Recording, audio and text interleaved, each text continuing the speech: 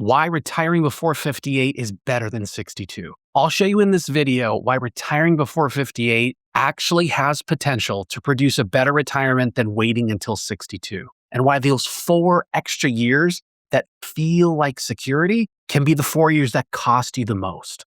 Through working with clients who've debated between leaving in their late 50s and staying until 62, I've discovered that the ones who left before 58 with a plan sometimes ended up with more after-tax income, more Roth assets, and more flexibility at 73. They ended up with more than the ones who worked until 62 with a bigger balance, but no structure around it. That's exactly why I'm making this video today, to show you how the window before 58 may create advantages in conversions, in Medicare costs, healthcare subsidies, survivor protection that disappear the longer you stay at your desk.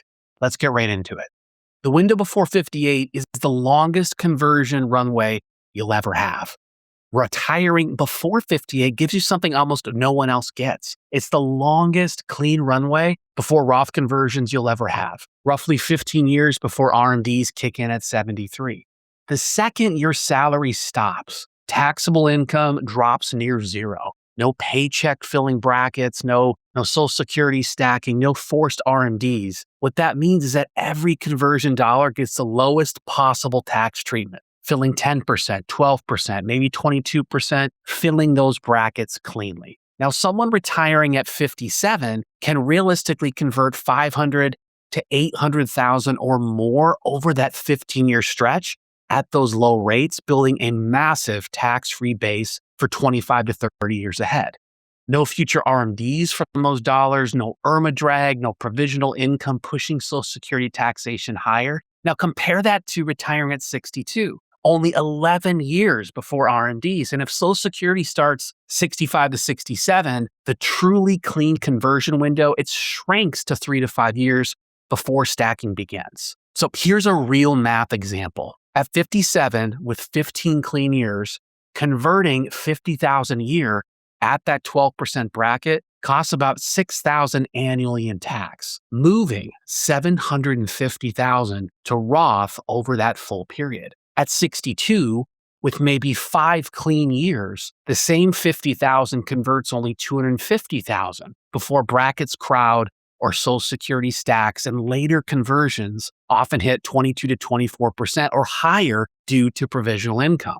That's 500,000 extra in Roth. It means 20,000 plus per year in tax-free withdrawals forever, saving 100 to 150,000 in lifetime taxes over 25 years. The early retiree ends up with dramatically more flexibility and costs. So the conversion window is longer and cheaper when you leave before 58. But that's only one piece. Let me show you what happens to your IRA when you keep working those extra 4 years. Every year you work past 57 potentially grows the problem you're trying to solve. Those 4 extra years from 58 to 62, they feel responsible. More contributions, employer match, market growth, but they actually grow the exact tax problem you're trying to fix. Your traditional 401k or IRA keeps getting bigger. Ongoing contributions, matches, compounded growth. 4 years can easily add 200 to 400,000 or more to the balance, depending on your savings rate and returns. At 73, that extra balance translates to 7,000 to 15,000 per year in additional forced RMD income. Stacking on Social Security, pushing provisional income higher, and taxing more of the benefit, bumping IRMA tiers and worsening the survivor scenario. Meanwhile, your salary during those years, it fills up those lower brackets. It fills up those lower brackets that the early retiree is using for cheap conversions. At 120,000 to 180,000 of income, you're already in that 22% or 24% bracket from the paychecks alone. There's no room to convert at 12% without jumping higher. The person retiring at 57, they're converting at 12%, while the one still working at 59 can't convert meaningfully at all.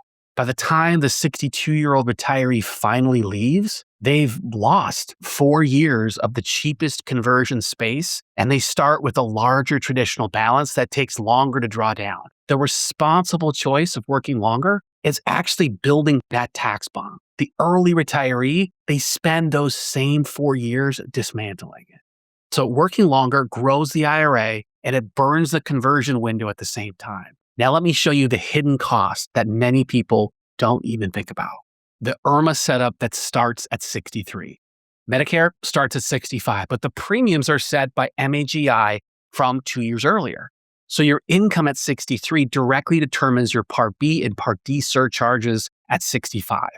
If you're still working at 62, earning $150,000 plus your 63 income, salary, any withdrawals, it often triggers IRMA surcharges, adding $2,000 to $6,000 per person per year when Medicare begins.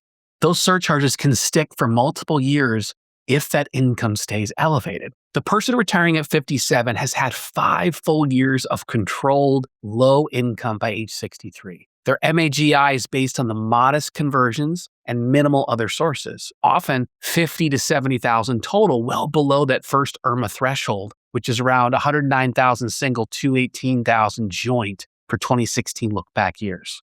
They enroll at standard premiums. Now, over 20 years of retirement, that difference in premiums, it can save $40,000 to $80,000 plus money if the early retiree simply doesn't pay. Now, retiring before 58, it gives you 5 years to keep income low before the IRMA look-back locks in. The late retiree has no such buffer. The salary at 63 sets the bill at 65.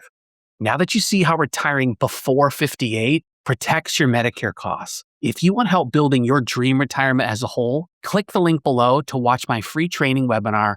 I'll show you exactly how to optimize your retirement plan so you can apply this to your own situation.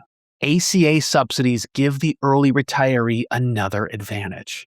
Pre-Medicare healthcare is expensive unless you qualify for the ACA marketplace subsidies based on your taxable income. The early retiree with controlled low income can unlock $15,000 to $25,000 plus per year in premium credits, dropping that monthly coverage from $2,000 plus to $400 to $800 for a couple.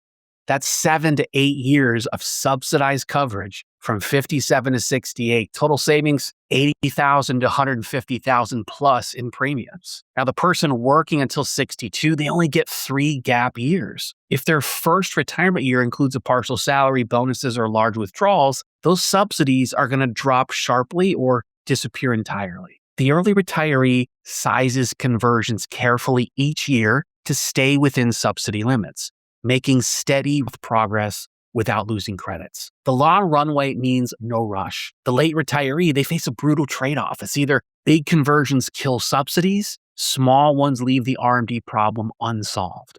The early math potentially gets both meaningful Roth building and meaningful healthcare savings. So the early retiree may get better healthcare and potentially better conversions at the same time. Now, let me show you the advantage that may show up decades later. The survivor scenario favors the early retiree.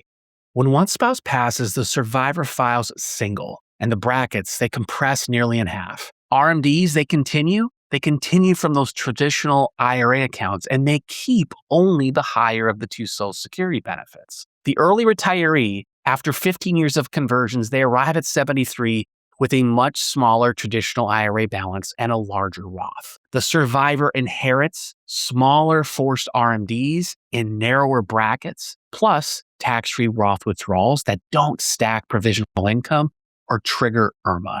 The late retiree, with few conversion years and a larger traditional balance, they're going to leave that survivor with bigger RMDs in compressed brackets and less Roth cushion. That can mean $5,000 to $15,000 per year and extra taxes for 15 to 20 years of solo retirement. Most evaluate retirement on joint income and on joint brackets, but the survivor scenario is where the real damage can show up. Every dollar converted in those extra 4 years, age 57 to 62, it's a dollar that the survivor accesses tax-free without bracket compression.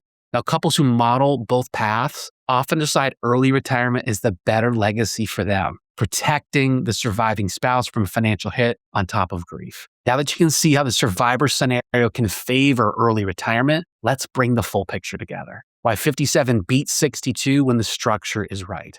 The 57-year-old retiree gets 15 years of conversion runway. They move $500,000, $800,000 to Roth IRAs at 10% to 22%. They arrive at 73 with manageable RMDs. They qualify for 7 to 8 years of ACA subsidies, 80 to 150,000 of additional savings. They avoid IRMA at 65 through 5 years of low income by 63, and they protect the survivor with large Roth and small forced income. The 62-year-old retiree, they get 11 years total, but only 3 to 5 years of clean conversions. They move 2 to 350,000 at higher rates. They arrive at 73 with much larger RMDs, get fewer subsidy years, and may trigger IRMA from salary at 63. And they leave the survivor with more forced income in compressed brackets. The early retiree starts with a smaller balance, but ends with more after-tax wealth and flexibility because they used the window the late retiree spent working. It's not smaller is better, it's smaller with structure beats larger without. If you're 55 to 58 with a solid portfolio, the real question isn't, do I have enough? It's, do 4 more years of salary create more value than the 4 more years of cheap conversions, subsidies, IRMA protection, and survivor security? The only way to know is to map your specific income at both ages. Project 30 years of after-tax outcomes. Those who run that comparison and leave at 57 may wish they'd known sooner. Those 4 extra years may not be helping, they could be hurting.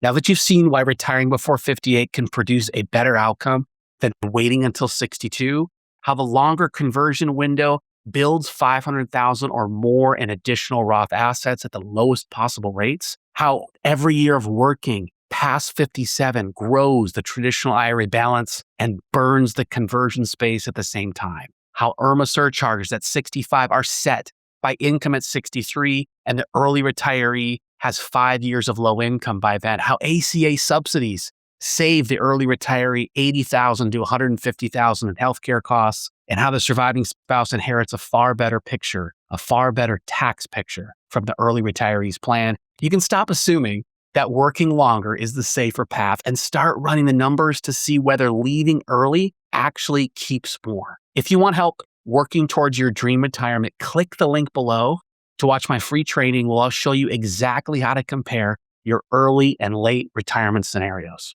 I'll see you in the next video.